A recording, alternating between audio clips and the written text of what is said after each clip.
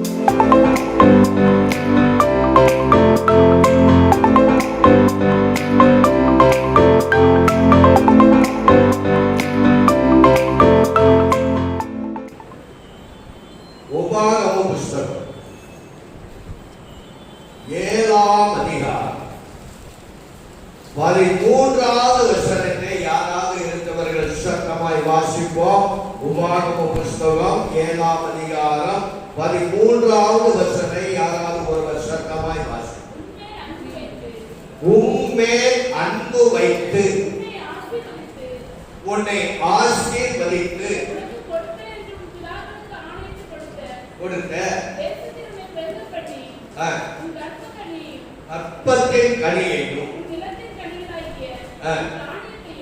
ஆலயத்தையும் திராட்சரசத்தையும் எண்ணெயிலும் இதுல இந்த ஒரு வசனத்துல அநேக கர்த்தருடைய வார்த்தைகள், வாக்குத்தத்தங்கள், தீர்க்க தரிசனங்கள் அடங்கியும். இந்த நாளிலே ஒரே ஒரு வார்த்தை மட்டும் உங்களோடு கூட பேச வேண்டும் என்று விரும்புகிறேன். ஆவியானவர் உங்களோடு கூட எப்படி பேச வேண்டும் என்று விரும்புகிறாரோ அப்படி பேசுவார். முதலாவதாக தேவன் நம்மே அன்பு வைக்கிறவர். யாரு உங்க மேல அன்பு செலுத்துறாங்களோ, அன்பு செலுத்துறியோ, ஆண்டவராய் கர்த்தர் உங்கள் மேலும் எங்கள் மேலும் அவர் அன்பாய் இருக்கிறவர், அன்பு செலுத்துகிறார். அதனால் சொல்கிறார், நான் உங்கள் மேல் அன்பு வைத்தேன். உங்க கணவர் உங்கள் மேல அன்பா இல்லாம இருக்கலாம், உங்க மனைவி உங்கள் மேல அன்பா இல்லாம இருக்கலாம், ஒருவேளை உங்க பிள்ளைகள் உங்கள் மேல அன்பா இல்லாம இருக்கலாம், ஒருவேளை பெற்றோர்கள் பிள்ளைகள் மேல் அன்பா இராமல் இருக்கலாம். ஆனா ஆண்டவராய் கர்த்தர் நம்மேல் அன்பாய் இருக்கிறாய், அன்பு கூறுகிறார். ஏன் ஆண்டவர் நம்மளுக்கு அன்பு கூறுகிறார்? ஏன் ஆண்டவர் உங்களுக்கு எங்களுக்கு அன்பு கூறுகிறார்? அல்ல அன்பு கூறுகிறார், அல்ல அன்பாய் இருக்கிறார். சில நேரங்களில் நமக்கே சில கேள்விகள் வந்துவிடும். தேவன் என் மேல் அன்பா இருக்கிறாரா? தேவன் என்னை நேசிக்கிறாரா? இயேசு என்னோடு கூட இருக்கிறாரா? இயேசு என்னோடு கூட இல்லையா? கர்த்தர் என் ஜெபத்தை கேட்கிறாரா? என் வேண்டுதலை கேட்கிறாரா? என் கண்ணீர் அவர் சமூகத்தில் தீர்க்குமா? இப்படிலாம் சில சந்தர்ப்பங்களில், சூழ்நிலைகளில் நம்ம உள்ளத்தில் இருந்த கேள்விகள் எழுப்பி கொண்டிருக்கிறது. அந்த கேள்விகளுக்கும் கர்த்தர் பதில் கொடுக்கிறவர், பேசும்போது ஆண்டவர் பதில் கொடுக்கிறார். இப்ப ஏன் அன்பு கூறுகிறார்? முதலாவதாக உபாகம புஸ்தகம் 7ஆம் அதிகாரம் 8வது வசனத்தை வாசிப்போம். உபாகம புஸ்தகம் 7ஆம் அதிகாரம் 8வது வசனத்தை வாசிப்போம்.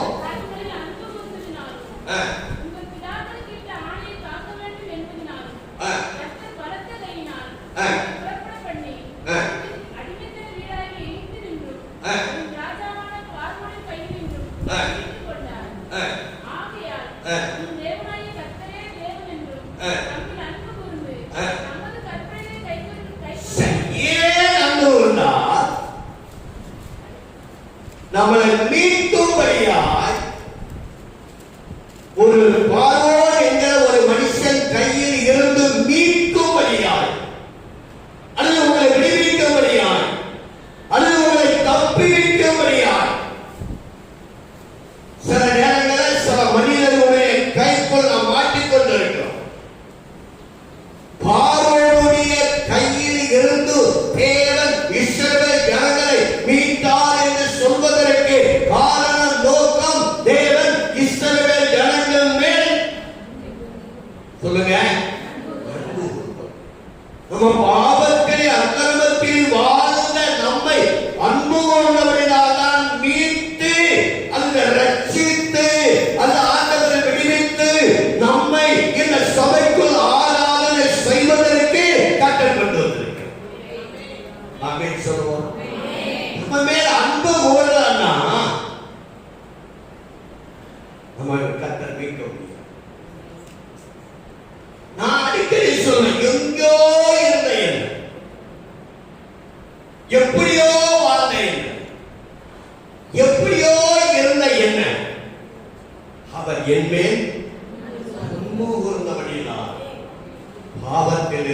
சாபத்தில் இருந்தும் கர்த்தர் மீட்டார். ஏன் உங்க மேல் அன்பு கூறுகிறார் என்றால் உங்களை மீட்கும்படியாக, அது மனுஷனுடைய கையில் அகப்பட்ட நம்மை விடுவிக்கும்படியாக தான் கர்த்தர் நம்மை அன்பு கூர்ந்தால் அன்பாய் இருக்கிறார். இப்படி நாம் மகிமைப்படுகிறார். இன்னொரு வசனத்தை வாசிப்போம். உபாகம புஸ்தகம் 23ஆம் அதிகாரம். உபாகம புஸ்தகம் 23ஆம் அதிகாரம் 5வது வசனத்தை வாசிப்போம். 5வது வசனம்.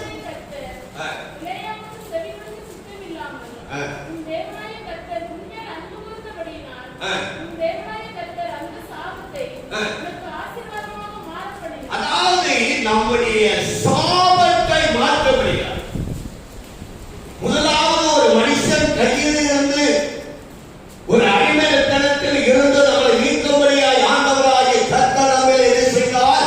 அன்பு கூர்ந்தார். இரண்டாவதாக நம்ம சாபத்தை மாற்றும்படியாய், நம்முடைய சாபங்களை மாற்றும்படியாய் கர்த்தர் நம்மை என்ன செய்தார்? அன்பு கூர்ந்தார். சாபத்திலிருந்து மீட்கும்படியாய்.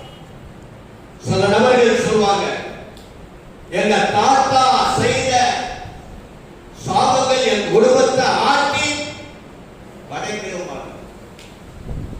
எங்க தாத்தா போட்ட காலத்தில் செய்த பாவங்கள் எங்க குடும்பத்தை ஆட்டி படைக்கிறோம்.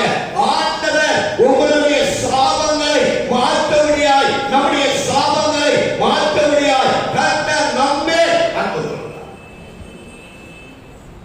சாபம் எங்க இருக்கிற சொல்லுதுன்னா துன்மார்க்கம் வீடு. துன்மார்க்கம் வீட்டில் தான் சாபம் இருக்கு. மீட்கப்பட்ட வீட்டில் சாபம் இருக்கா? இந்த சாபத்தில் இருந்தால் ஆண்டவராய் கர்த்தர் நம்மளை மீட்கும்படியாகதான் அவர் நம்மளுக்கு என்ன செய்தார்? அன்பு கூர்ந்தார். நான் உண்மையில் அன்பு வைக்கிறேன். உண்மையில் அன்பு வைக்கிறேன்.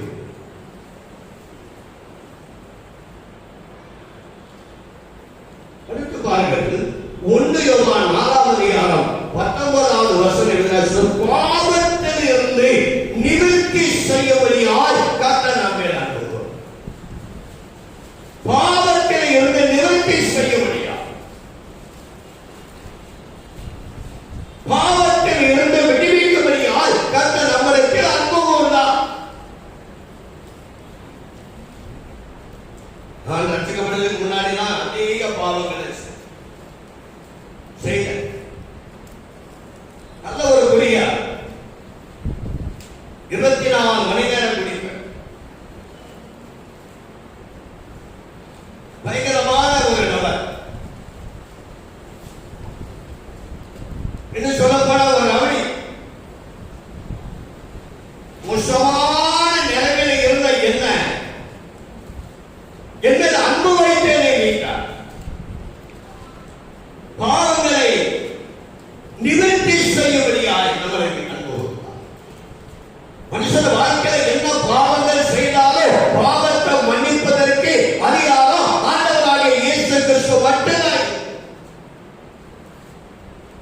அவர் மற்ற எல்லா தேவர்களையும் பார்க்கிறது பெரிய, அவர் எல்லா தேவர்களை பார்க்க உயர்ந்த தேவர். அவர் எல்லா ராஜாக்களை பார்க்கவும் அவர் பெரிய தேவன்.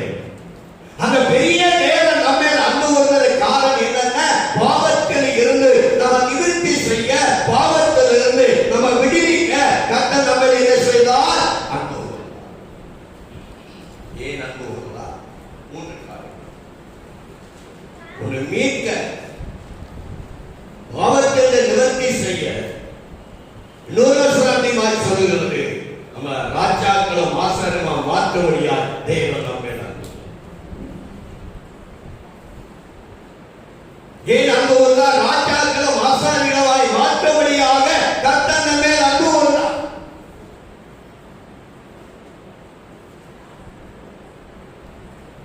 முதல்ல அன்பு கூர்ந்ததற்கு காரணம் என்ன என்று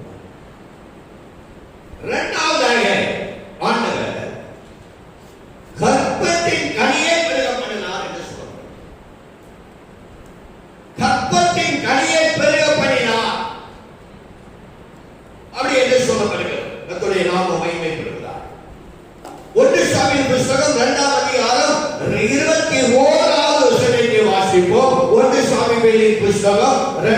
அதிகாரம் 21வது வசனத்தை வாசிப்போம். அப்படியே கர்த்தர் அன்னாளை கடாட்சித்தார். மூன்று குமாரரையும் அதாவது ஆண்டவரிடத்தில் தேவனிடத்தில் அவர் கேட்டது எத்தனை? எல்லாரும் வேத வாசித்திருப்பீர்கள் நினைத்து நான் பிரசங்கிக்கிறேன். தேவனிடத்தில் அவர் கேட்டது எத்தனை? அவர் கேட்டது ஒன்று. ஆண்டவரை என் நிந்தையை மாற்ற, அவமானங்களை மாற்ற, என்னுடைய துக்கத்தை மாற்ற, எனக்கு சமாதானம் இல்லாதபடி இருக்கிற மாற்ற, எனக்கு ஒரு ஆண் குழந்தையை தான் கேட்டது ஒன்று. ஆனால் ஆண்டவர் அவருடைய கற்பத்தின் கனியை இதுவரைக்கும் நீங்க கேட்டு பெற்றுக் கொண்டதை பார்க்கலாம். வருகிற காலங்களில் நீங்க கேளாதவைகளை கர்த்தர் உங்களுக்கு எங்களுக்கு கொடுப்பதற்கு இதுவரைக்கும் கேட்டு கேட்டு கேட்டு கேட்டு பெற்றுக் கொண்டவை அநேக உண்டு. கர்த்தர் இன்னைக்கு சொல்றார், நீ கேட்டவைகளை பார்க்கிறோம், கேளாதவைகளை கர்த்தராகிய நான் உங்களுக்கு தருவேன். கேட்டதை பார்க்க கேளாதவைகளை தருகிறவர் இயேசு. அவர் கேட்டது ஒன்று.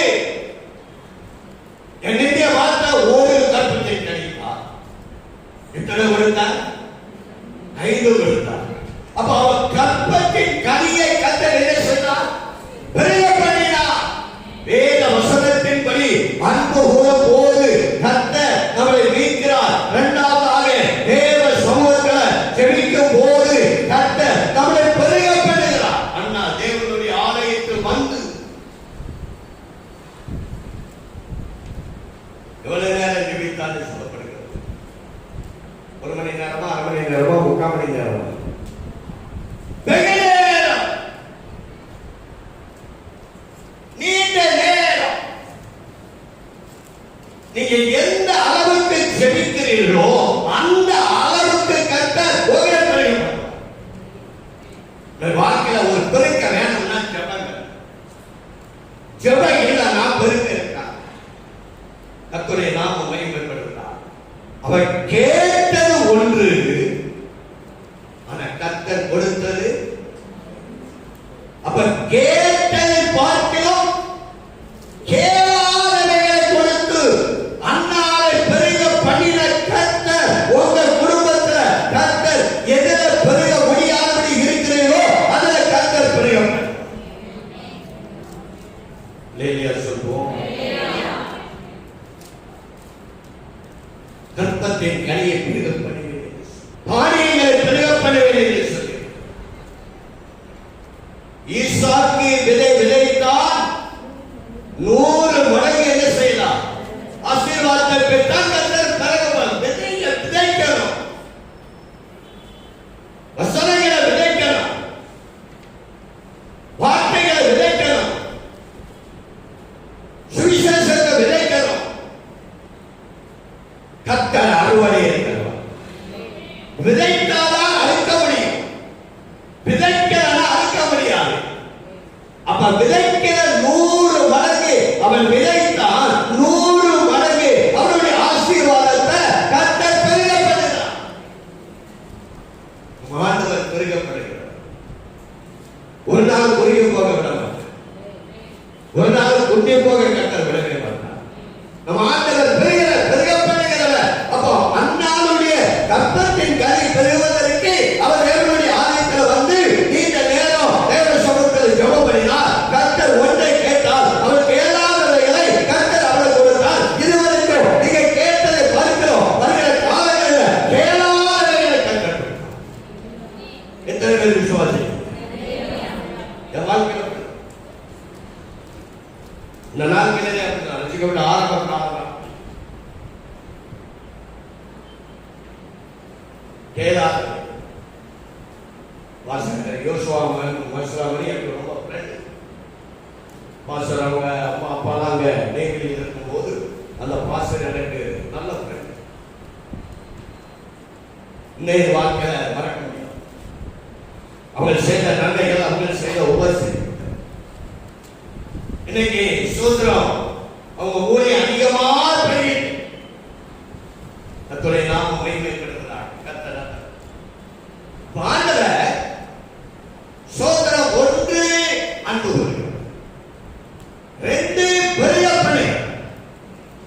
கற்பத்தின் கனியை பெருக பண்ணுவது மட்டுமல்ல, எண்ணெயை பெருக பண்ணினார் என்று சொல்லப்படுகிறது. எண்ணெயை பெருக பண்ணுவேன் அப்படி என்று சொல்லப்படுகிறது. கர்த்தருடைய நாமம் மகிமைப்படுவதாக. 2 ராஜாக்களின் புத்தகம் 4ஆம் அதிகாரம் 6வது வசனத்தை வாசிப்போம். 6வது வசனத்தை 6வது வசனம் 2 ராஜாக்களின் புத்தகம் 4ஆம் அதிகாரம் 6வது வசனம். அந்த பாத்திரங்கள் நிறைந்த பின் அவன் தன் மகன் ஒருவனை நோக்கி, இன்னும் ஒரு பாத்திரம் கொண்டு வா என்றார். இன்னொரு பாத்திரம் கொண்டு வா என்றார். அதற்கு அவன், வேறே பாத்திரம் இல்லை என்றான். அப்பொழுது எண்ணெய் நின்று போயிற்று. அதாவது பாத்திரங்கள், எண்ணெய் பாத்திரங்களை நிரம்ப பண்ணினான். வீட்டுல இருந்தது எவ்வளவு இருந்தது? ஒரு முறை. அவன் என்ன பிரச்சனையில் இருந்தா? அவளுடைய ப்ராப்ளம் என்ன? ப்ராப்ளம் கடன். எத்தனை பேருக்கு கடன் இருக்கு? உங்களுக்கு லாக்டவுன் வந்துட்டியா, வேலைக்கு போக முடியலையா, கடன் வாங்கி உட்கார்ந்து இருக்கியா? நாளைக்கு போதகர் கூட்டங்களில் சொல்வா, நானும் பேசுவேன். கடன் வாங்கிதான் சாப்பிடணும்னு ஆண்டவர் விரும்புகிறார். நமக்கு ஆண்டவர் வாக்குத்தத்தம் கொடுத்திருக்கார். நீயோ கடன் வாங்காதிருப்பாய், கடன் கொடுப்பாய். கடன் கொடுக்கிறவர்களாய் கர்த்தர் நம்மளை மாற்ற என் தேவனால் முடியும். வருஷம் பூரா கடன் வாங்கிட்டு இருக்கிற ஆண்டவர். எத்தனை பேர் கடனோடு இருக்கிறீங்களே தெரியும். தேவன் நினைச்சாருன்னா ஒரு நாளில், ஒரு நிமிஷத்துல, 5 நிமிஷத்துல கடனை அடைப்பதற்கு அவரால் முடியும். ஆமென் சொல்லுங்க. மனுஷனால கூடாத வேலை தேவனால் கூடும். எனக்கு ஒரு தெரிஞ்ச ஃபேமிலி, உங்களை நான் மதுரையில ஒரு வேலைக்காக ஒரு கம்பெனியில கணவன் மனைவியும் சேர்த்து. அந்த கம்பெனி ஓனர் எனக்கு ரொம்ப வேண்டியவங்க. அந்த கம்பெனிக்கு அடிக்கடிக்கும் அவங்க நல்ல ஒரு வசதி பண்ணிட்டாங்க. ஒரு டப்போ நம்ம பீஸ் வசதிக்கு நான் தான் ஒரு பெண்கள் கூட்டத்துக்கு ஆயத்தம் பண்ணினோம். ஐயா சொல்லி அவங்க ஒரு பெண்கள் கூட்டத்தில் வந்து பேசுறாங்க. அவங்க ஒரு பிரச்சனை ஒரு நல்ல வசதி உள்ள ஒரு குடும்பம். அப்போ சுதந்திரம் அவங்க ஆபீஸ் கம்பெனிக்கு ஆளு கவர்மெண்ட் கூப்பிட்டாங்க. கம்பெனிக்கு கவர்மெண்ட் நான் வேலைக்கு சேர்த்த அந்த நபர் இந்த கம்பெனியில் இருந்தாங்க. அப்போ அவங்க சொன்னாங்க, வந்துட்டீங்க, எங்க வீட்டுக்கு ஒரு கவர்மெண்ட் போயிருங்க அப்படின்னு சொல்லி சொன்னாங்க. அப்போ நான் சுதந்திரம் வேலை கேட்கணும் அப்படின்னு சொன்னாங்க. கவர்மெண்ட் சுதந்திரம் அந்த ஓனர், அவங்களுடைய அசிஸ்டன்ட், அப்புறம் என்ன நான் சேர்ந்த அந்த நபர் அவங்க வீட்டுக்கு கவர்மெண்ட் பார்க்கலாம் வந்து சோதரா வீட்டுக்குள்ள நுழைஞ்சு கவர்மெண்ட் நான் தான் கவர்மெண்ட். அவங்களுக்கு ஒரு வாலிப பொண்ணு சோதரா, அந்த வேலை செய்யற அந்த நபருக்கு மனைவி சோதரா, அவரு ஒரு வாலிப பொண்ணு உள்ள இருக்கிறது. அந்த கிராமம் இருக்கிறாங்க. அடுத்து அவங்களுக்கு அசிஸ்டன்ட் இருக்கிறாங்க. நான் தான் கவர்மெண்ட் போல தெரியுது. அவங்க ஏதோ ஒரு பிரச்சனையில கடனால மாட்டி சிக்க கொண்டு இருக்கிறாங்கன்னு எனக்கு ஆவியில உணர்த்தப்படுது.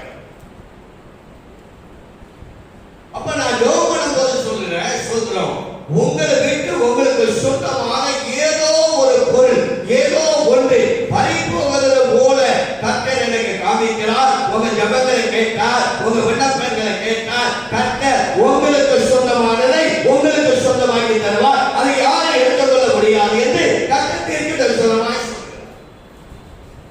அந்த ஓனர் இருக்கிறார். அவங்க உடனே பாஸ்டர் நீங்க பேசிட்டு வாங்கன்னு காருக்கு போயிருக்காங்க. உடனே இந்த வேலை செய்யற அந்த கம்பெனி சேர்த்து விட்ட அந்த சோதரம் அந்த பிரதருடைய ஓய்வுட்டனை கேட்கிறேன், ஏதோ உங்களுக்கு சொந்தமான ஏதோ ஒன்று சோதரம் உங்களை விட்டு போகிறது போல எனக்கு தோணுது. ஆனா கர்த்தர் போக அனுமதிக்க மாட்டேன். அவங்க சொல்றாங்க, எங்களுக்கு சொந்தமான வீடு ஒன்று உண்டு, அது பேங்கில் அடமான வைக்கும். அதனால எங்களை சோதரம் லோன் கட்ட முடியல, வட்டி கட்ட முடியல, அது ஏலத்துக்கு போய்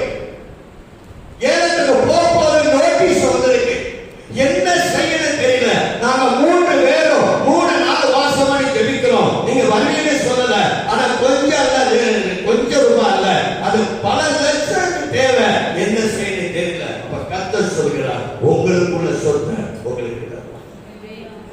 அப்ப அந்த பிரதர் சொல்றார், இது எப்படி கிடைக்கும்? இது ஒரு லட்சம் அல்ல சொல்றோம், ஆனா இது எப்படி கிடைக்கும்? எப்படி கர்த்தர் தருவார்? கர்த்தர் சொன்னார், கர்த்தர்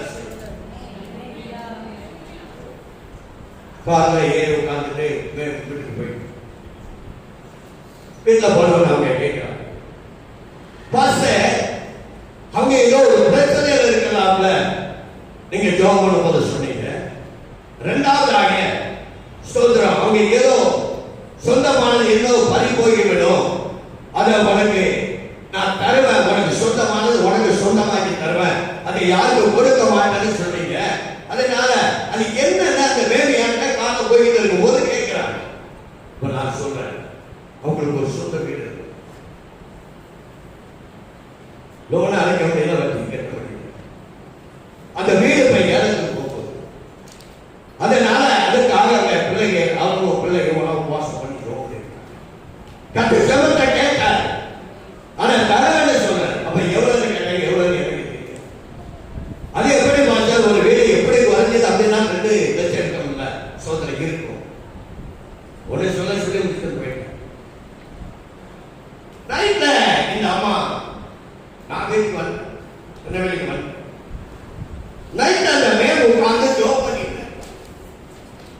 ஜோப் பண்ணிட்டு இருந்தாங்களா, ஜோப் பண்ணிட்டு இருக்கும் போது ஆண்டவர் சொன்னார், உனக்கு லட்சக்கணக்கான பணம் வச்சிருக்க, கம்பெனியில வேலை செய்யறாங்க, அந்த பணத்திற்கு நீ கொடு. அடுத்த நாள் 10 மணிக்கு ஸ்தோத்திரம் கம்பெனிக்கு போகும்போது எத்தனை லட்சம் அடமானம் இருந்தோ அத்தனை லட்சத்தையும் அந்த ஓனர் கட்டி அந்த வீடை அவங்களுக்கு சொந்தமாக கட்டது.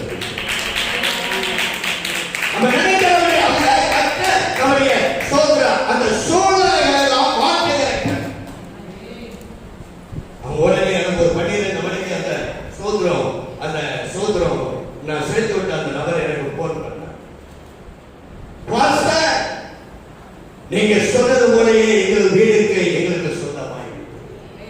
எப்படி சொந்தமாயிட்டது? எங்க மேலே அவளுடைய பணத்தையும் எங்களுக்கு காரணம். நம்முடைய வாழ்க்கையில சொல்றோம், தேவ நம்ம அன்பு வைத்தபடினால நிற்கும்படியாக அல்ல, நம்மளை பெருகும்படியாக.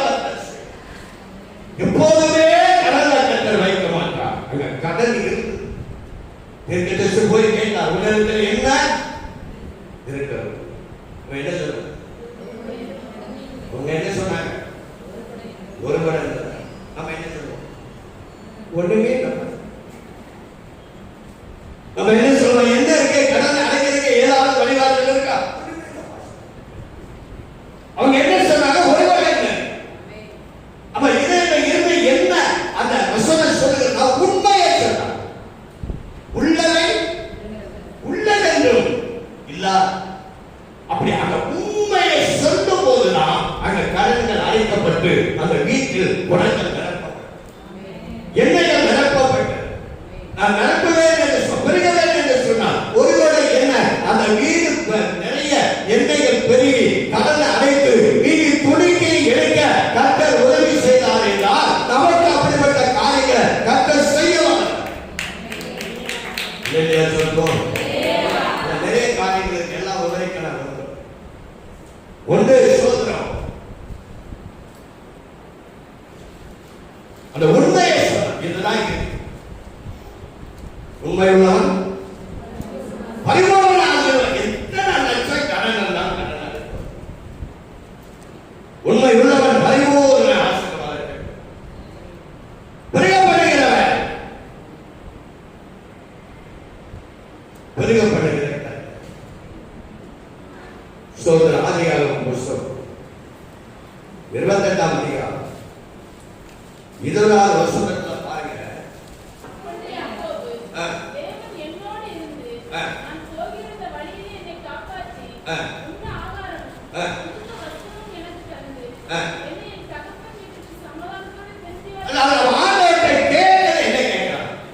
ஒன்று பாருங்க, முதலாவதாக நமக்கு கற்பத்தை நிறைய பிறகு, இரண்டாவதாக எண்ணெயை பிறகு, மூன்றாவதாக நம்முடைய மிருக ஜீவன்கள் பிறகு.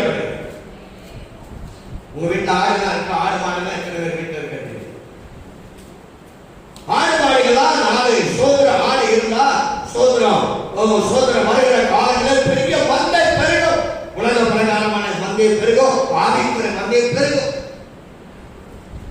பெருக பண்ணுகிறவர், சபையை பெருக பண்ணுகிறவர், மந்தையை பெருக பண்ணுகிறவர், மாடு மாடு பெருக ஜீவனை பெருக பண்ணுகிறவர். யாக்கோபு கேட்கிறா, என்ன கேட்கிறாரு? சாப்பாடு கேட்கிறார். எப்பவாவது நீங்க ஆண்டவர்கிட்ட எனக்கு சாப்பாடு வேணும்னு கேட்டிருக்கீங்களா? உங்க வாழ்க்கையில என்னைக்காவது ஆண்டவரை எனக்கு ஆகாரம் வேணும்னு கேட்டிருக்கீங்களா? கேட்டிருக்கோம்.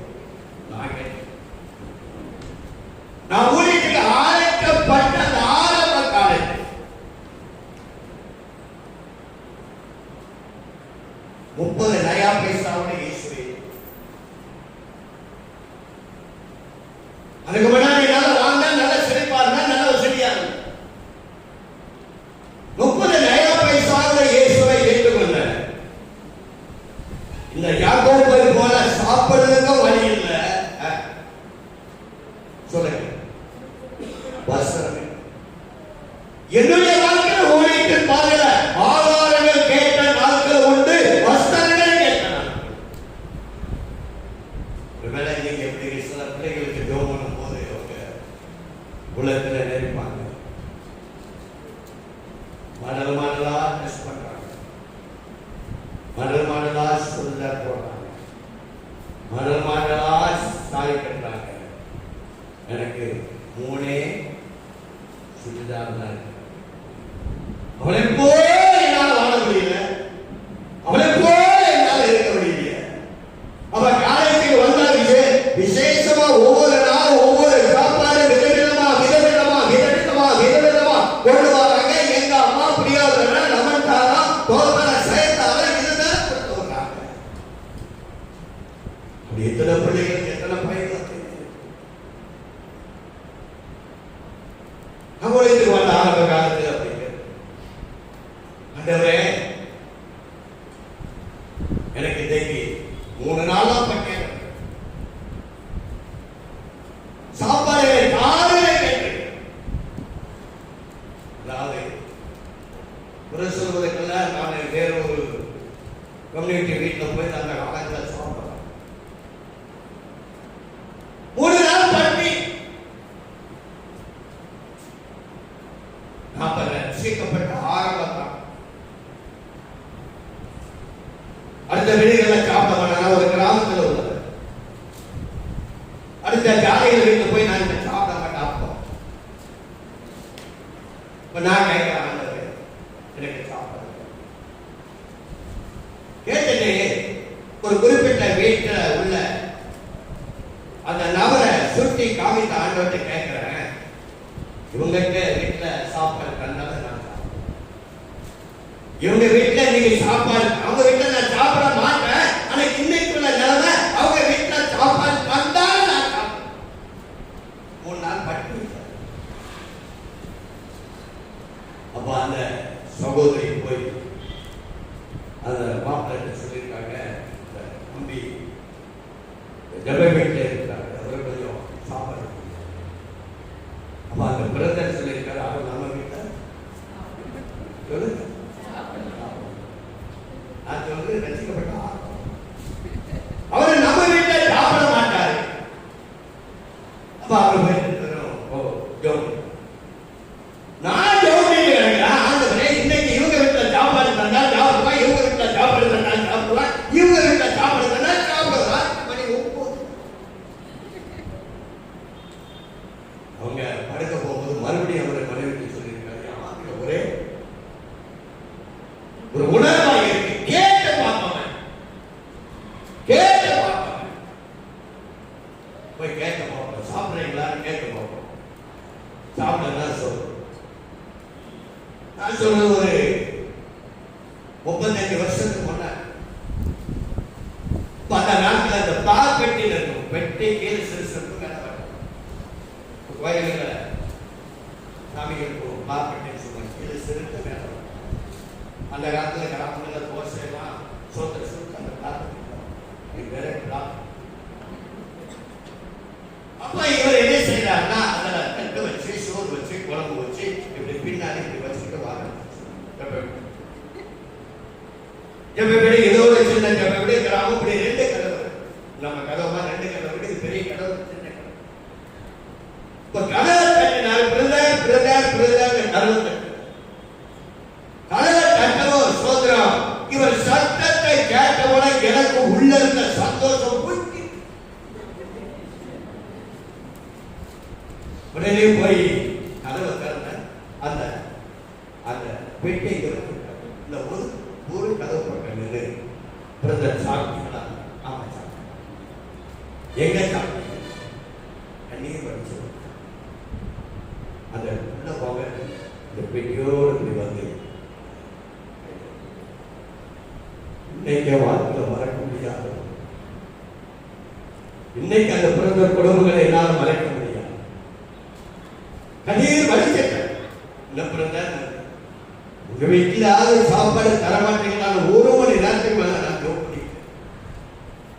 அப்ப அவங்க சொன்னாங்க, மனைவி அப்பவே கொண்டு போய் கொடுங்கன்னு சொன்னாங்க. நீங்க தான் சாப்பிடல, சாப்பிட மாட்டேன், நான் தடை பண்ணேன். ஆனால் என்னால் படுக்க முடியல, என்னால் இருக்க முடியல, என்னால் ஜோக் பண்ண முடியல, கேட்கலன்னு சொல்லி வந்தேன். என் மனைவி கையில கொண்டு போங்க, நீங்க திறந்து அவங்க வாங்கன்னா வாங்க, சாப்பிட்டாச்சுன்னா வெளியே வந்து கொடுத்து விட்டாங்க. நம்ம தெய்வத்தை போல நல்ல தெய்வம் பூமியில, நம்ம தெய்வத்தை போல பூமியில நல்ல தெய்வங்கள காரணம் நம்ம அன்பு உண்டு.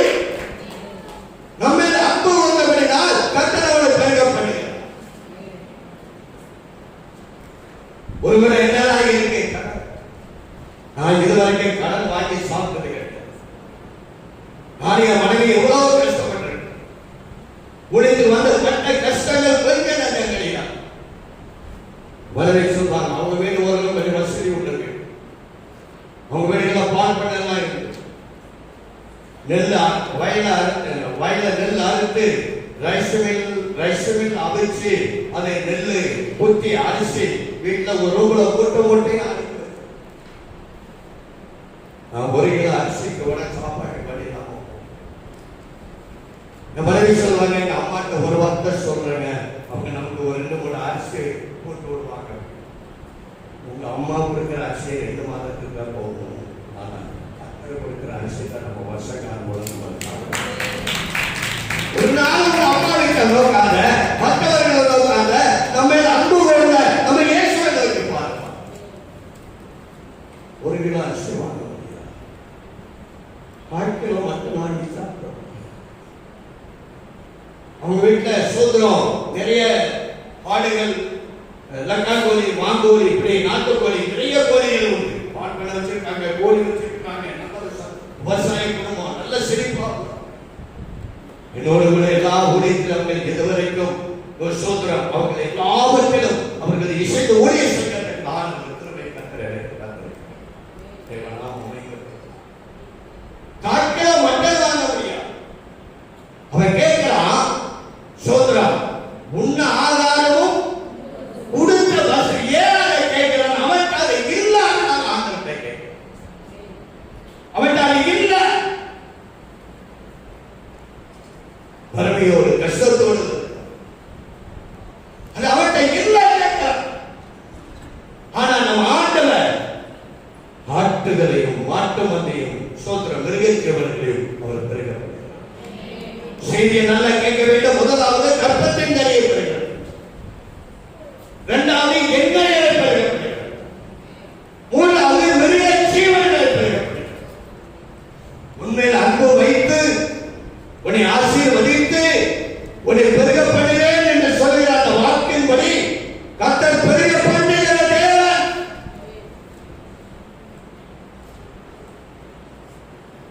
இதற்காக ஆண்டவர் அவருக்கு என்ன கொடுத்தார் தெரியுமா? 32ஆம் அதிகாரம், ஆதிகாகமம் புத்தகம் 32ஆம் அதிகாரம் 13வது வசனத்தை வாசிப்போம். 13வது வசனம்.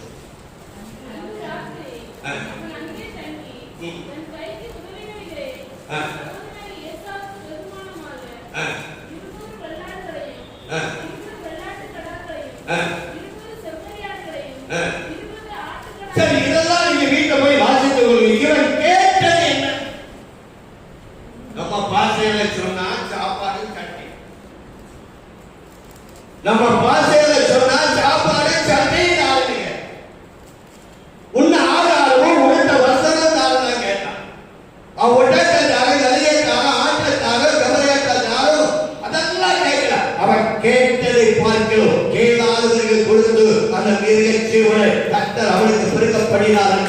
உங்க வீடுகளில் மிருக ஜீவனை கர்த்தர் பெருக பண்ணுகிறார். நம் ஆண்டவர் பெருக பண்ணுகிறார். நம்ம தேவன் பெருக பண்ணுகிறார். ஒரு காலம் குறுகிய போது அவர் வைக்கவே மாட்டார். ஆமென் சொல்லுவோம். வாழ்க்கையில் ஒரு பெருக்கவில்லையே நினைக்கிறீர்களா? நான் இப்படியே தான் இருக்கிறேன் நினைக்கிறீர்களா? நான் எனக்கு கர்த்தருடைய வார்த்தையை தீர்க்கதரிசனமாய் சொல்கிறேன். இதுவரைக்கும் கேட்டதை பார்க்கிறோம். கேளாதவைகளை கர்த்தர் உங்களுக்கு தந்து உங்களை சம்பூர்ணமாய் அவர் ஆசீர்வதிப்பதற்கு அவர் வல்லவராய். அவர் கேட்டது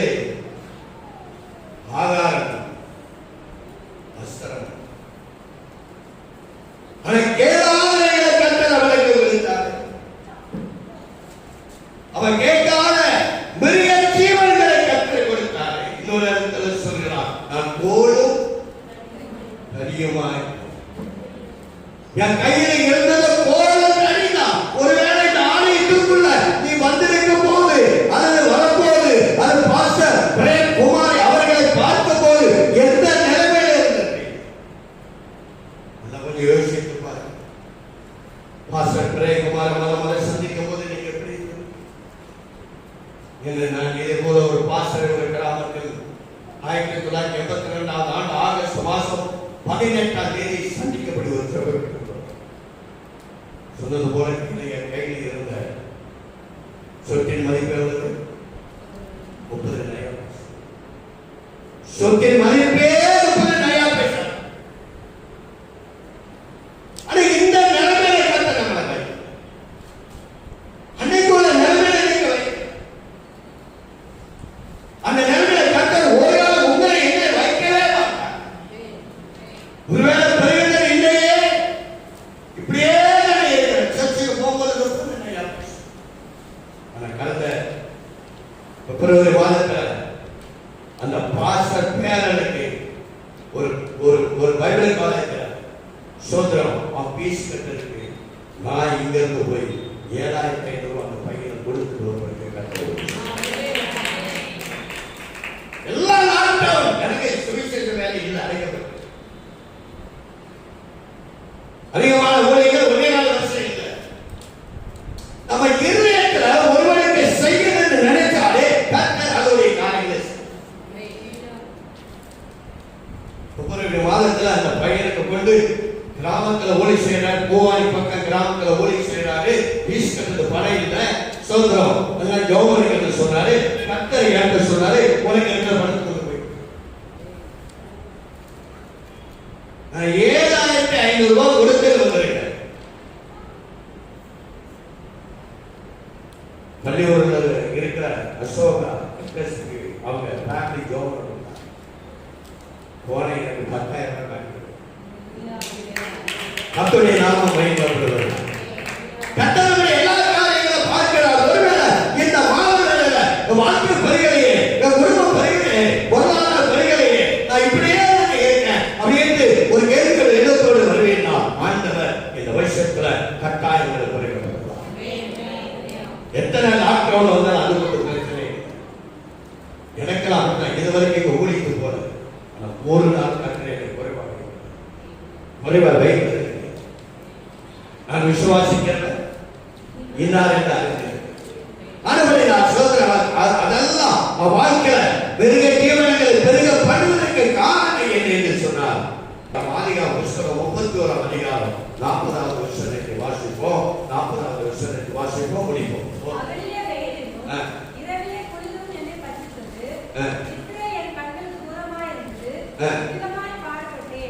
அதாவது இவ்விதமாய் பாடுபட்டேன் என்று சொல்கிறார். அதாவது உலகளவனாக யாக்கோபை கர்த்தர் பெருக பண்ணதற்கு காரணம் இன்னொரு இடத்துல அவர் சொல்றான், இரவென்றும் பாராமல் பகலென்றும் பாராமல் இரவும் பகலாய் உழைத்தபடினால் கர்த்தர் என்னை பெருக பண்ணினார். சொல்லுவோம், எனக்கு நித்திரை பூரமாய் இருந்தது, குளிர் என்னை பட்சித்தது. இப்படிலாம்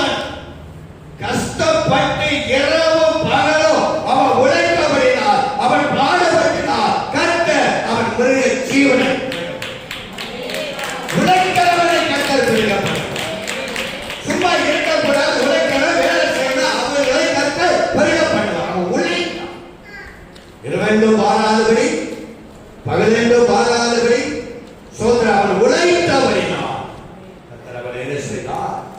மந்தையை பெருக பிறகு ஜீவன்களை பெருகப்படினார். இந்த மாதத்திலே உங்கள் மேல் அன்பு உங்களை ஆசீர்வதி உங்களை பெருகப்படுவேன் என்று சொன்னாங்க. அப்ப ஏன் வைக்கிறார்? மீட்கும் சாபத்தை நீக்கும் நம்மை சுத்திகரிக்க முடியும். ராஜாக்கள் ஆதாரியமாய் மாற்றபடியாய் கர்த்தர் நம்மை அன்பு கூர்ந்த நம்மை அவர் பெருகப்படுகிறார். அன்பு கூறுகிற உங்கள் ஆண்டவர் பெருகப்படுகிறார். என்னை பெருகப்படுகிறார், இப்பதிகளை பெருகப்படுகிறார். மிருகத்தை ஒன்று இல்லாத இருந்த அவனை வரும்போது 2 பரிவாரங்களோடு கேட்டு வர உதவித்தார். நிறைய காரியங்கள் 7 காரியங்கள் ஏன் அவனை பெருகப்படுகிறார்? 7 காரியம் ஐந்தவன் ஒன்று உழைப்பு, இரண்டாவது ஜெபிக்கிறவன், போராடி ஜெபிக்கிறவன். நீர் என்னை ஆசீர்வதித்தால் வழிய நான் உன்னை போக விட மாட்டேன் அப்படி போராடி ஜெபித்த ஆசீர்வாதத்தை பெற்றுக்கிறது. போராடி வாழ்க்கையில் ஒரு போராடி ஜெபிக்கிறேன். அழுதே ஜெபிக்கிறோம், போராடியே ஜெபிக்கிறோம். அழுதே ஜெபிக்க வேண்டியது அழுதே ஜெபிக்கிறோம், போராடி ஜெபிக்க வேண்டியது போராடி ஜெபிக்கிறோம். ஆனால் தேவனுடைய சமயத்தில் போய் இருதயத்தை என்ன செய்தார்? ஊற்றினார். அவன் அழுதே ஜெபித்தார். ஆனால் யாக்கோபு போராடி ஜெபித்தார். ஆனால் கடவுளுக்கு சரி உண்மையாக இருந்தார். நல்ல கர்த்தர் பார்த்து அவருக்கு மாணவர்களின் தேவ சமூகத்தோடு உங்கள் ஆண்டவர் அவர் மேல அன்பு வைத்தார். அவர்கள் நீங்க செய்தீர்கள் உங்க மேல அன்பு வைத்து உங்களை ஆசீர்வதித்து உங்களை பெருகப்படுவேன் என்று சொன்ன ஆண்டவர் இருந்த வண்ணமாக கற்பனை இருக்க வைக்க மாட்டார். அந்த மாணவர்களிலும் உங்களோடு பேசியிருப்பார் என்று நான் விசுவாசம். எந்த இடத்தில் பெருக்கம் இல்லாத நிலைமையில பெருக முடியாத நிலைமையில நீங்க வாழ்ந்து கொண்டு இருக்கிறீர்களோ அந்த இடத்துல ஆண்டவராய் கர்த்தர் உங்களை பெருக பண்ணுவேன். உண்மையில் அன்பு வைத்து மீட்ட உங்களை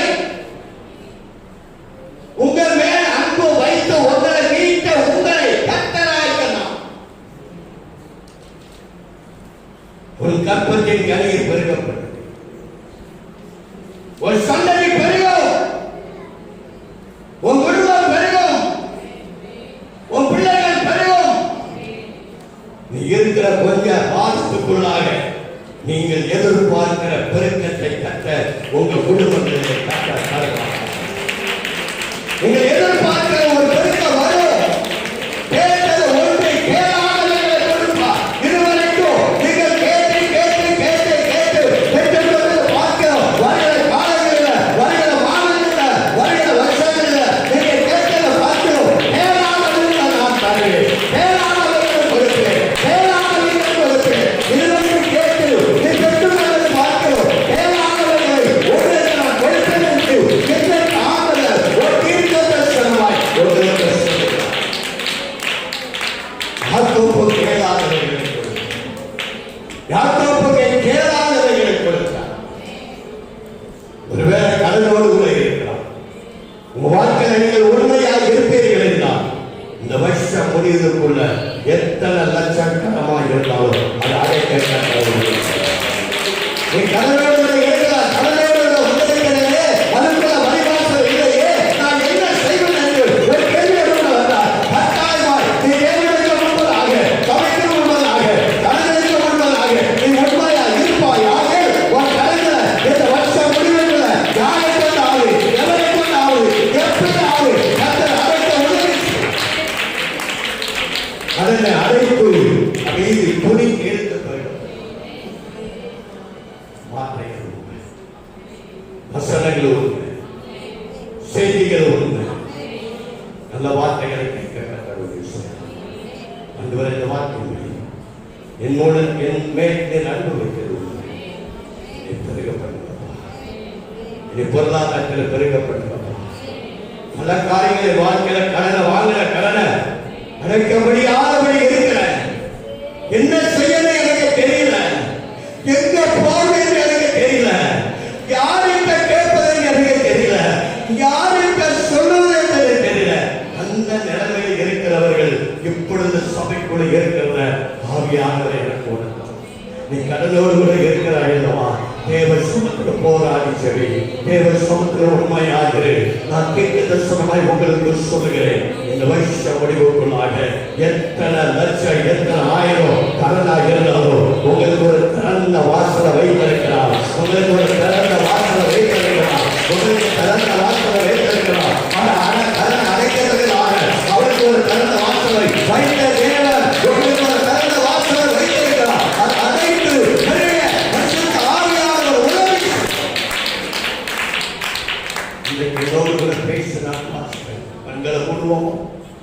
இன்னைக்கு என்னோடு கூட கர்த்தர் பேசினார். எனக்கு தான் கர்த்தருடைய வார்த்தை வந்தது போல இருந்தது. என் குடும்பத்துக்கு தான் ஆண்டவர் பேசுவது போல இருந்தது. எனக்கு தான் கர்த்தர் பேசுவது போல என் இதயத்துல உணர்ந்த பாசம். எனக்காக ஜெபம் பண்ணுங்க. எல்லாம் கண்களை மூடுவோமா? அப்படி யாராவது இருந்தா உங்களுக்காக ஒரு நிமிஷம் ஜெபம் பண்ணி பாசம் கையில கொடுக்க வருகிறேன். அப்படிப்பட்டவர்கள் எல்லாம் கண்களை மூடுவோம், செப சென்னையில் இருப்போம். இன்னைக்கு என்னோடு கூட பேசினார். எனக்கு தான் கர்த்தருடைய வார்த்தை வந்தது, என் நிலைமைக்கு நேராக கர்த்தருடைய வார்த்தை வந்தது. கர்த்தரை பெருக பண்ண வேண்டும் பாசம், எனக்காக ஜெபம் பண்ணுங்க. அப்படி யாராவது இருந்தா உங்கள் வலது கரங்களை நீங்க வெக்கப்பட வேண்டாம், உங்கள் வலது கரங்களை உயர்த்தி இன்னைக்கு என்னோடு கூட பேசினார். இன்னைக்கு எனக்கு தான் கர்த்தருடைய வார்த்தைகள் வந்தது.